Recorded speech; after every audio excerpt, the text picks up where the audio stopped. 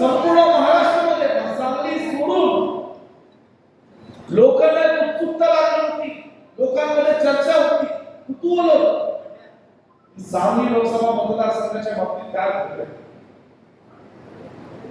आणि ते सगळं करत असताना उमेदवारी त्याच्यानंतरची निवडणूक विशाखरावने आज फार सुंदर भाषण केलं. त्यांच्या खरं म्हणजे मला काय भूमिका घ्यावी लागली, मी कशी ती पार पडत होतो हे सगळं डोक्यात सांगण्याचा प्रयत्न केला. आज जयश्री बहिणींनी भावना व्यक्त केल्या, पृथ्वीराजजींनी त्यांच्या भावना व्यक्त केल्या. यामध्ये खरंच बहिणींचं मनापासून आभार मानले पाहिजे. कारण आज 2014च्या निवडणुकीनंतर 2014ला सांगलीची लोकसभा आपण बघून बसलो, सांगली विधानसभा मतदारसंघ बघून बसलो आणि त्यानंतर खरंच काँग्रेस पक्षाची कुठेतरी घसरण होते का अशाही भीती आणि शंका जिल्ह्यातील सच्चा काँग्रेस पक्षाच्या प्रेमी असणाऱ्या कार्यकर्त्यांना तिथे वाटू लागली. पण बहिणीने मदन भाऊच्या पश्चात त्यांची जबाबदारी फार अत्यंत चांगल्या पद्धतीने पार पाडली. कार्यकर्त्यांना हळूहळू त्यांच्या पद्धतीने धीर देत होत्या, सांगत होते की आपण हळूहळू या ठिकाणी पुन्हा एक बांधणी करू आणि या जिल्ह्यामध्ये काँग्रेस पक्ष स्वर्गीय वसंतदादा कदम साहेब मदन भाऊंचा विचार करणं मजबूत. हे सगळं करत असताना काही उतार चढावाचे काळ सुद्धा आम्ही पाहिले.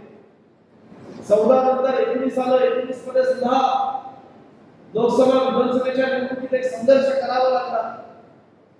त्या संघर्षानंतर सुद्धा जेव्हा मला महाराष्ट्रात एक आमदार म्हणून काम करण्याची संधी दिली, मला लक्षात आलं की छोटं मोठं जे काही गडबडीचं राजकारण झालं त्यातलं जिल्ह्याचं नुकसान, सांगलीच्या लोकांचं नुकसान, ज्या विचारावर सर्वसामान्य लोकांचा कार्यकर्त्यांचा विश्वास आहे त्या विचाराचं नुकसान होत चाललं.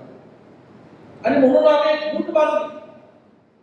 जयश्री बहिणी, विशालदादा असतील, पृथ्वीराज असतील, विक्रम सावंत असतील, हे सगळे आम्ही सातत्याने एकत्र बसायचो. त्या तालुक्यातल्या त्या विधानसभा मतदारसंघातल्या प्रमुख कार्यकर्त्यांना विश्वासात घेतलं आणि आम्ही त्यांना सगळ्यांना संदेश दिला की आता आपण एक दिलाने एक विचाराने जिल्ह्यामध्ये समाजकारण राजकारण केलं पाहिजे आणि पुन्हा एकदा आपला काँग्रेस पक्षाचा विचार हा मजबूत केला पाहिजे. या सगळ्यांनी मला साथ दिली.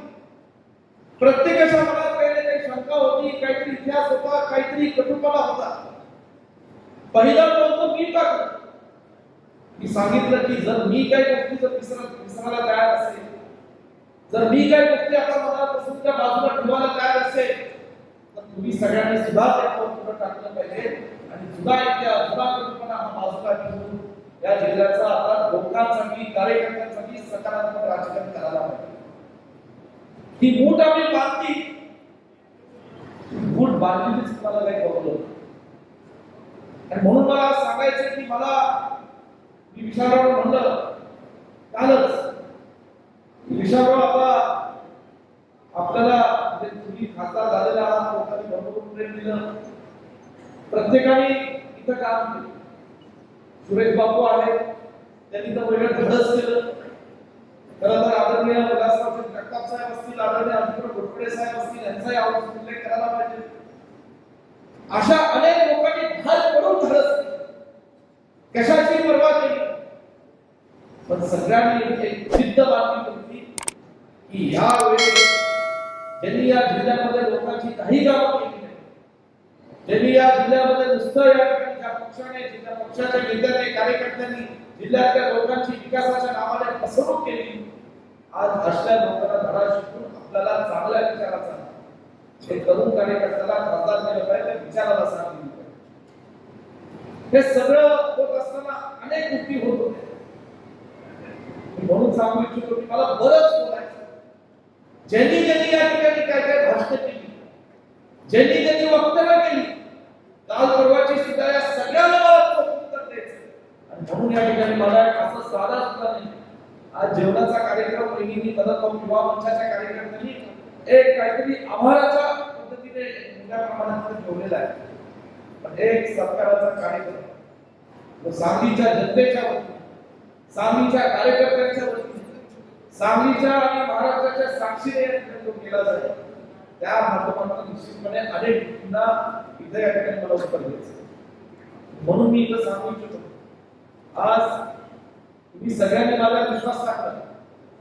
एक जिल्ह्यातला आमदार म्हणून महाराष्ट्रात मी तुमच्या सर्वांच्या आशीर्वादाने काम करतोय.